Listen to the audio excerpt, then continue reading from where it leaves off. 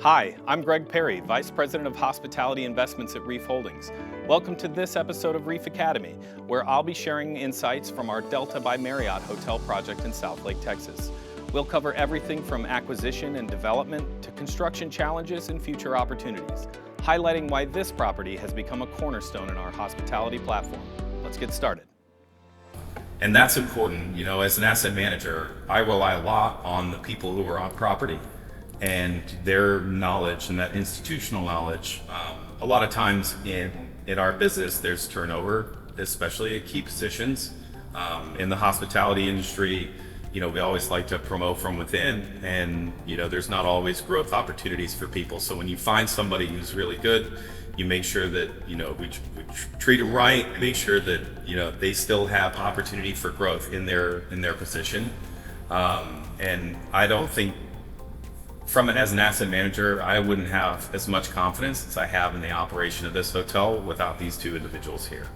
So one of the things that we'll talk about later on in this presentation is the team, and I'll stress again how important the team is. So we're twice the size of a normal hotel, and as you can see from the awards, twice as good. So we actually purchased the site in 2018. We've got 6 acres here, and the hotel is now built here, and we still have some available land parcels. We originally wanted this hotel to be a Hilton, and when we approached Hilton and started getting into conversations, they had an area of protection, an AOP we call it. It's basically a non-compete contract. They have a Hilton hotel here in Town Square, which is the main heart of Southlake. And as part of that development, they said no more Hilton hotels within a certain radius for a certain number of years. So we had to, you know, stay flexible, and we went to Marriott.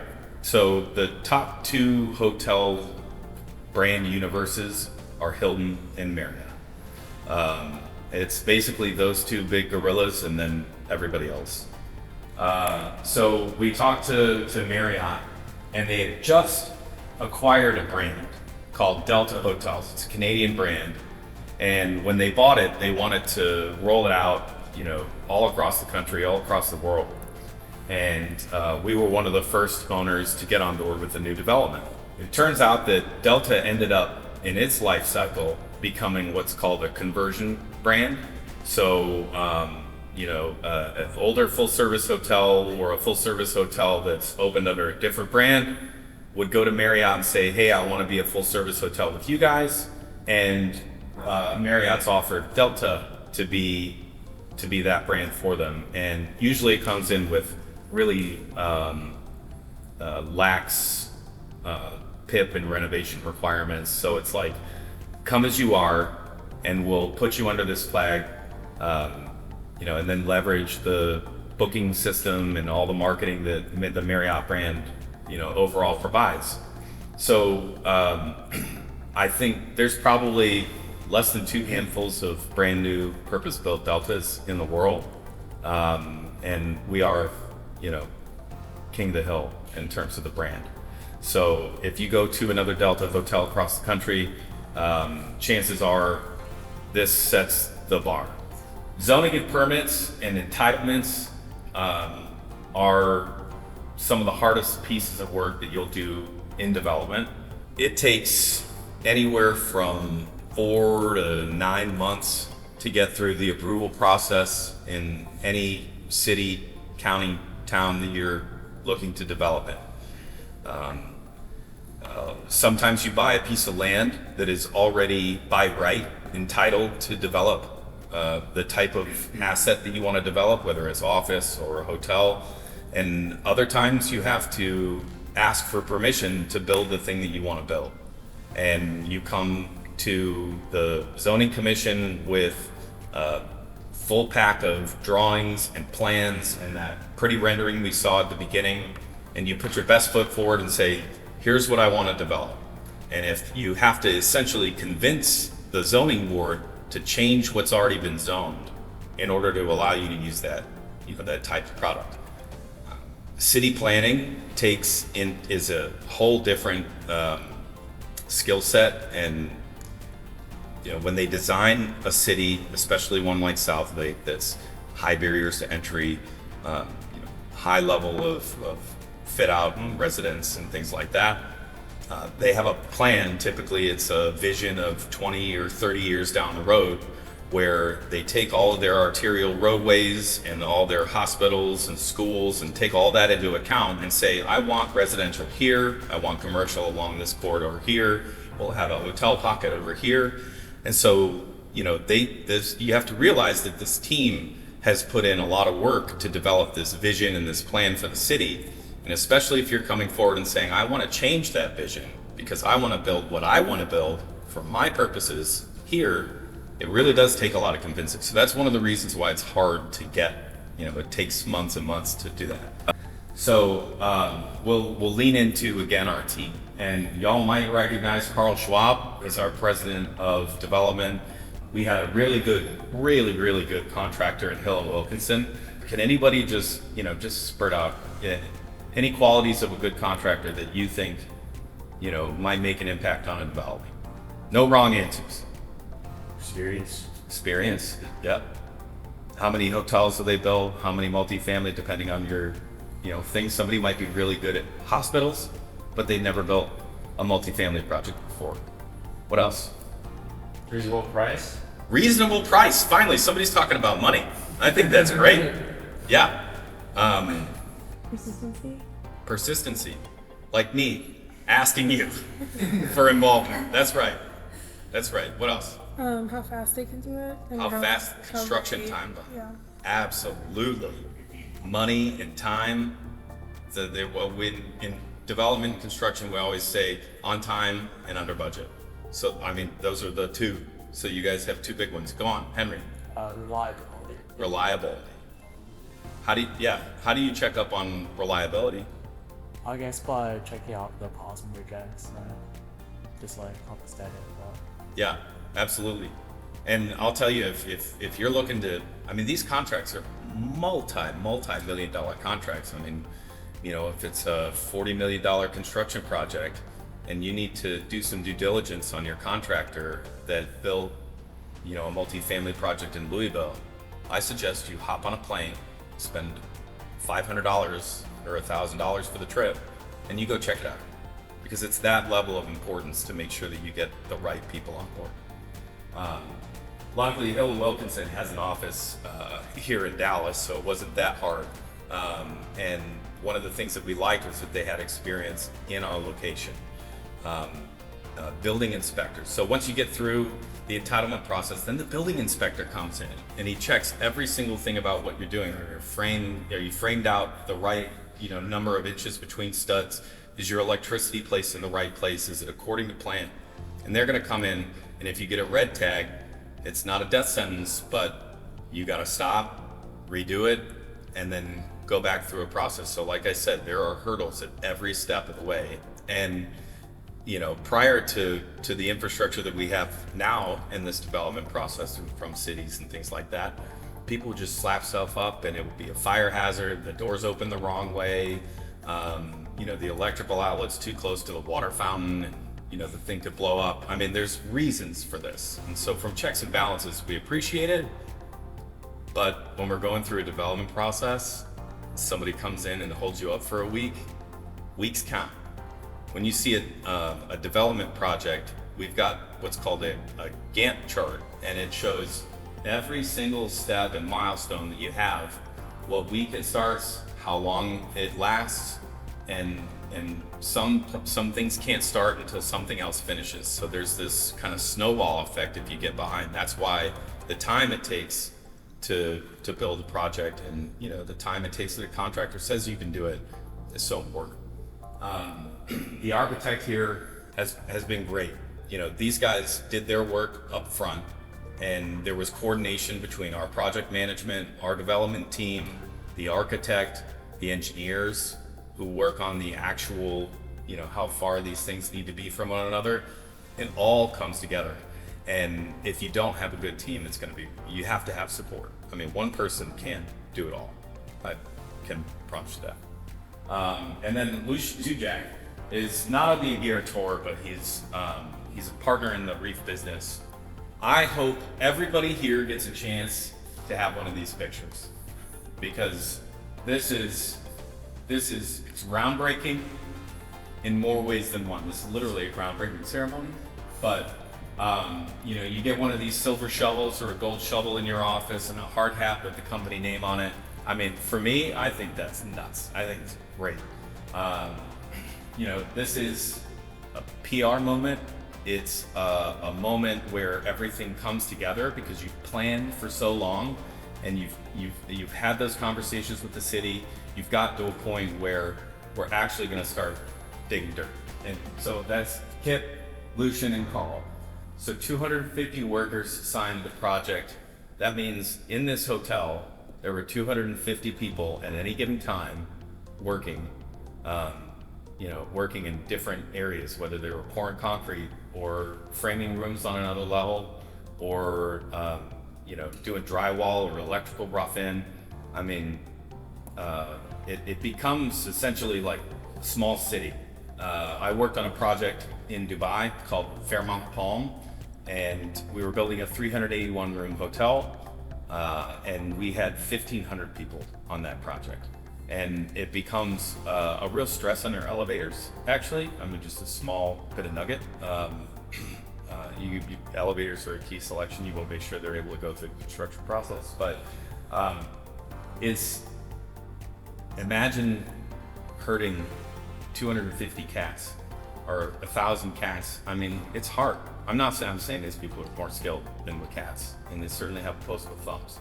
But it really is difficult to make sure that everybody's in the right place and doing the right thing. That's why you have to have that level of trust in your project superintendent and the people that are on their team, because again, it's not just one person, it's you. Your performance as an individual, whether you're a project manager or an owner, your performance is based and dictated solely on the people that are actually doing work. Talking about money. One of the key points of you know, what we do in real estate, you know, we build buildings, and you know, none of it really matters, especially in a hospitality environment where it's so people focused. It's the employees, the staff that are there, you know, serving the guests or the residents. They're really what makes the hotel a hotel. Otherwise, it's just bricks and sticks. It's just a building. And it really, you know, that's one of the reasons why I love what Kelly does here, is she fosters that hospitality that, you know, I'll be a bit biased, I think should fit within each and every real estate category, whether it's retail or office, you know, office management, hospitality, multifamily. It's all about the experience. And the experience that a building gets you, it only so much. The soul of a project comes from the people who serve it. If you've got an idea, if you've got something that you want, you know, a fee reduction, or you want to be able to build this widget over here instead of over here, ask for it. There's, you know, have the confidence that in your mind as a project developer or real estate owner, if you have a vision for the project, you know where you want to get it to, don't let anybody stop you. Ask for the things, knock over the hurdles, knock through the walls. We built this thing from the ground up. We're super proud of it. We went through the entire process, so we learned all the lessons. If you guys see Carl in the hallway, he's probably running to a meeting, trying to do something else. I would love nothing more for you to stop him and ask him questions. We have Kelly and Chris are going to take you around the hotel to show you some of the things, to show you all the things. And I think you'll be pleasantly surprised at how much more there is to a hotel in the back of house compared to what, you know, guests normally experience in the front of the house. Please be sure to show them absolutely everything and answer questions and point out things that you think are most relevant to our group here. And, you know, thank you very much for coming. This is our ballroom. So we have about 9,500 square feet of meeting space total. So you guys were in just a small portion of our ballroom, right? They wanted to be able to give it a feel of natural light. So and we'll peek our head in another room, but we have a couple of rooms that have natural light built in them. They have doors that go out to a patio area. But this gallery area is used a lot as like reception style space, right?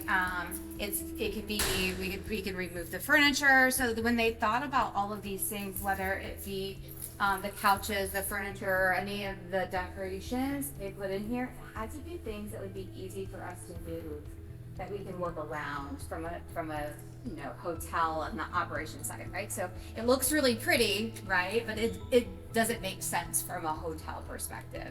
And so there is challenge there, right? Because the decorators, whoever decorates the property and picks out the furniture, we'll kind of show you guys our convention center space, and then we'll also go back through the back of the hotel and show you the food and beverage side.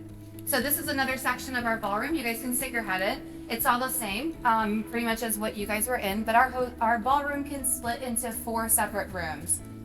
On the very far side on Chisholm 4, this one actually has doors, and it has natural light built into it. The doors that they put in here are large enough for us to bring a vehicle through.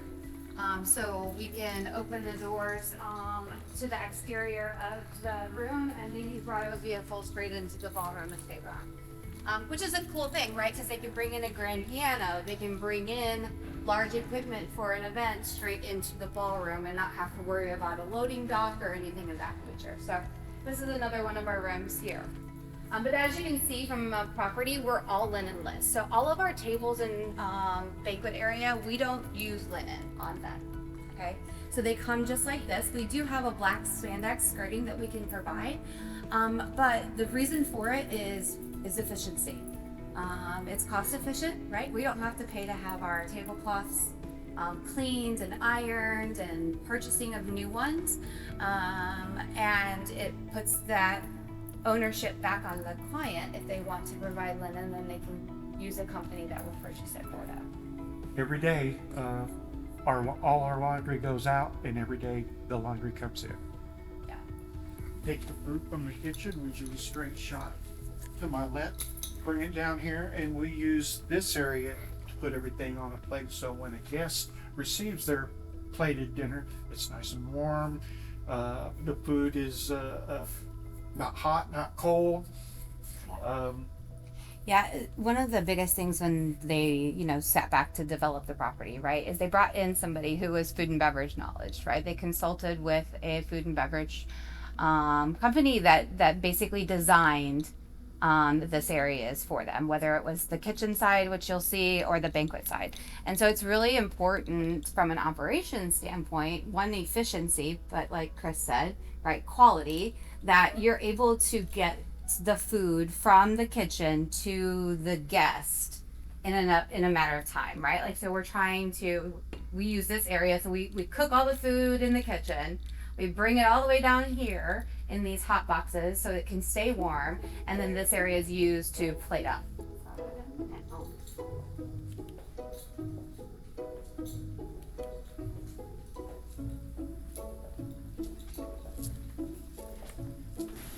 Cooking oil.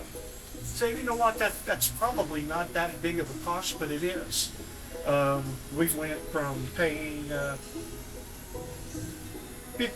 roughly $55 for 35 pounds of cooking oil to paying just over 23 buying in bulk, and that's what those tanks are there. So basically, those tanks at the fryers, the team can press a button. It will drain the old oil. So there's 2 tanks for a reason. One has old, one has new. They'll press a button. It drains the old oil out. It will flush the fryer system, and then it will dump new oil in. Versus our team coming over, big pots and a cart, and dumping all the old oil in them, and being careful and having to push it across the parking lot right to the back and dump it in an oil container and pay a company to come and pick it up every month. So we pay a rental fee, plus we pay for the oil. It's a safety, huge safety. This is way safer, right? All you gotta do is press a button. They're not moving hot oil They can clean it easier, faster, and again, I go back to, it's more efficient for us. So We're gonna walk you guys through, and then we'll show you the front of the line as well. Well, talk about days. Let's just say we have several days before. We could be like there. Not about it. while you're eating dinner and watching the dinner stay. Your favorite part of the day, what? If you can imagine on a busy day, right, 350 people in the ballroom, we're doing appetizers, I mean, it's busy back here. Today's a little bit of a slim crew. At any given point, the kitchen can staff up to 9 people just to run through front of the line and banquets, right? So this is a lot of where all the prep happens, and you can see the large ovens, multiple fryers. The same things are going to be on the front of the line. My front line, as Chris said, produces all of the food for our lots of strategy put into place when designing the line, and making sure that we're have everything from the cold prep line to our pasta station to fish and grill stations. Okay, so at night when we're in full function, it requires 3 to 4 cooks on the line to get through an evening rush. You can see Russell's prepping here for probably dinner and lunch tomorrow, I'm sure. Biggest things, right, when operating a property, you start off with buying 240 TVs, right? But the minute that TV goes down or that AC unit goes down, that room is not rentable. So you're losing money, right? So it's really important that we keep some backstock on any item that a guest room will need, so that we minimize the amount of time that a guest room may be out of order for repairs. And so that's the reason we have these. We have 8 TVs, I think, on hand to replace as needed, right? And so it's really important. Those are the early days didn't put generators in the property. And I think early days of even the 90s when they were being developed, they didn't develop them with generator backups for the hotels. So everything that was backed up was run off of battery backup. So if you can imagine, emergency lights would come on, it's battery backup. So we would have to go up, change the batteries every month, just like you do your smoke detectors. All that's gone now, right? And so we have generator backup. So there's still very big importance from a maintenance perspective to have someone who understands how the generator works, because that's what he has to do. Every week, he has to run that generator to make sure it's working. He has to do monthly maintenance and quarterly maintenance, and then we have to have it inspected. And so there's a large expense line to having that. And so you've got everything from our accounting office, which is to your left. You've got me back here, and then you've got the sales side, which is always the loudest side. They do a lot of talking. No, I'm just joking, guys. And so we have 2 different aspects of sales. We have a sales department and a catering department. And so kind of 2 completely different functions. Our sales department books our groups. So they book rooms. They book our banquet space when you have a large group. Our catering department is just focused on booking our banquet space. And so we have a dedicated catering manager that books those weddings that we talked about, right? The outside catered weddings, things of that nature. All right, so this is our front desk area. It's really where all the action actually happens. All the money is really made.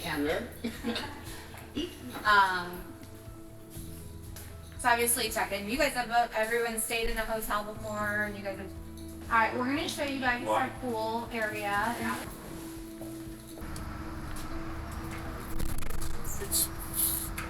We take advantage of this space out here to have different events. We can set up portable bars, run banquets out here, and serve alcohol and food.